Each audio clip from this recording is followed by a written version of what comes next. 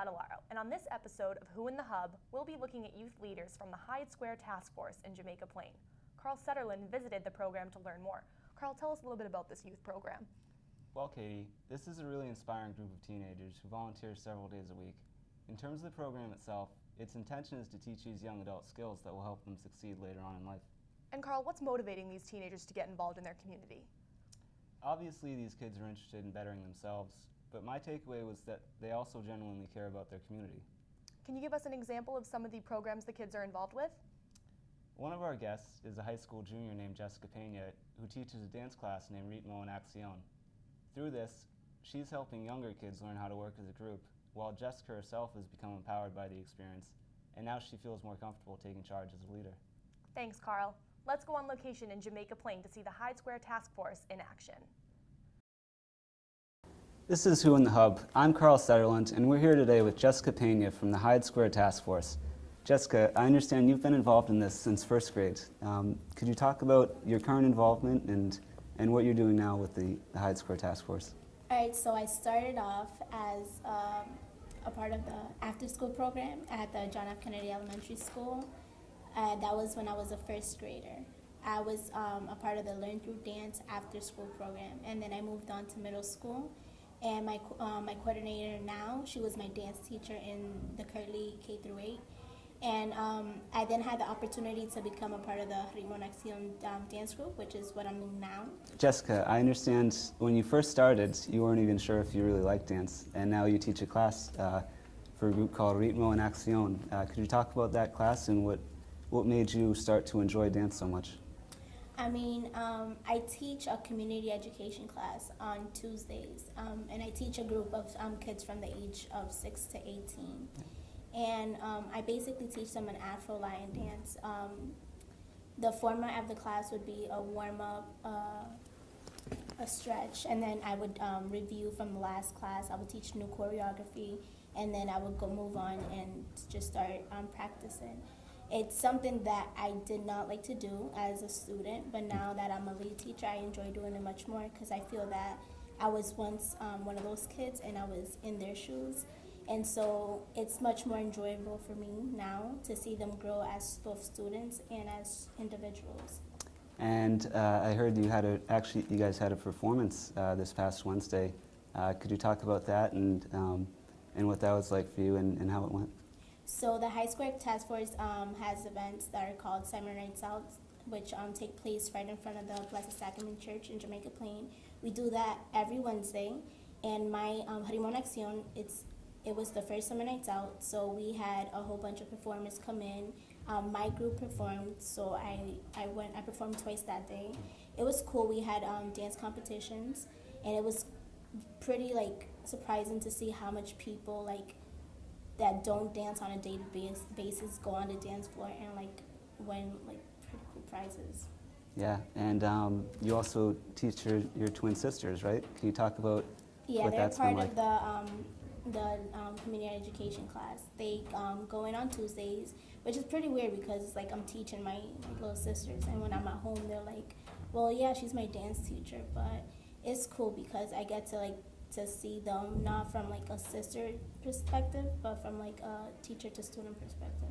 Talk about how young you've gotten involved in being a leader when a lot of kids your age are out enjoying their summer vacation and you're in here contributing and making a positive impact. I know I started at a very young age, but when I look at it, my coordinator, she was my dance teacher and she was only 16.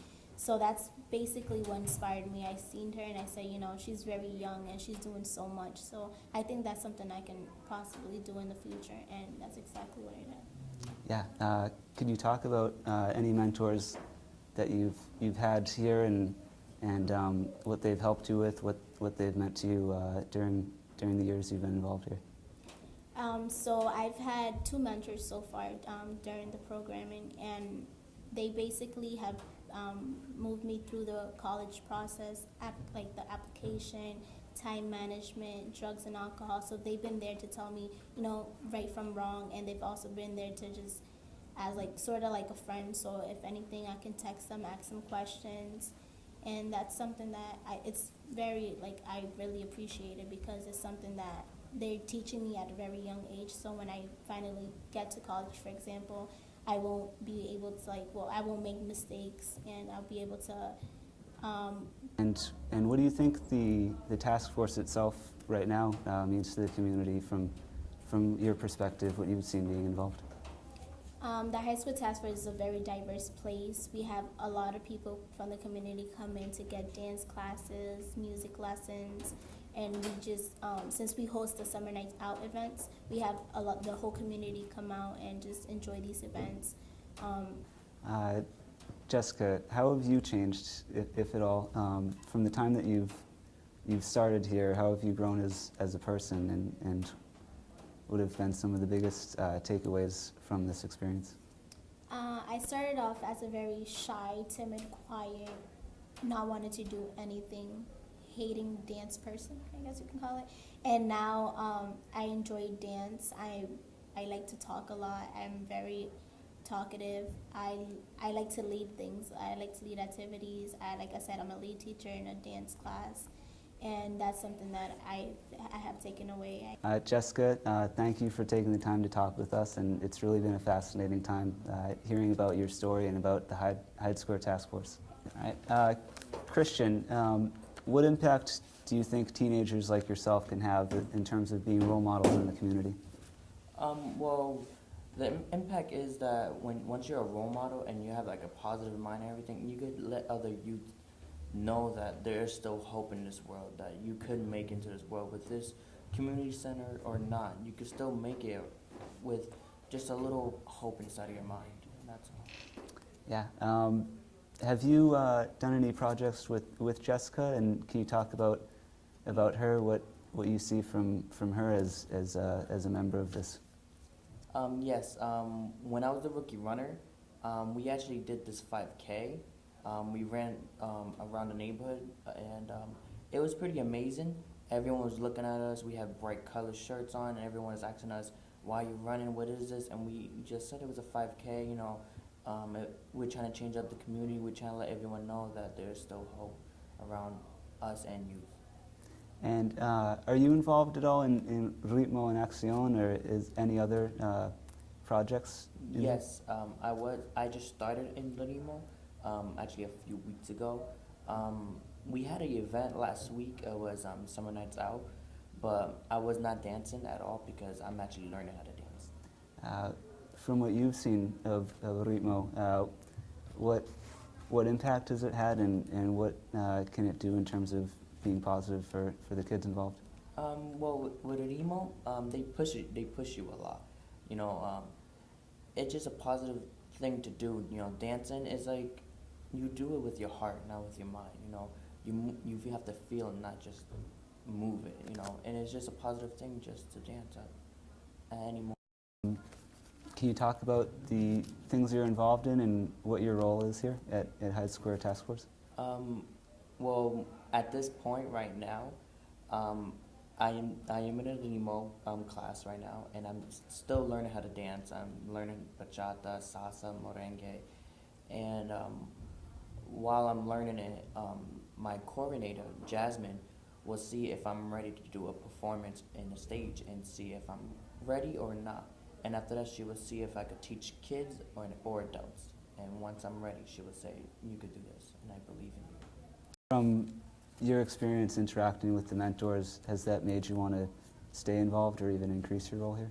Yes, because a lot of mentors motivate me a lot. Especially my last year mentor, Alexis from the Rookie Runner. There's times I had a really ups and downs with him.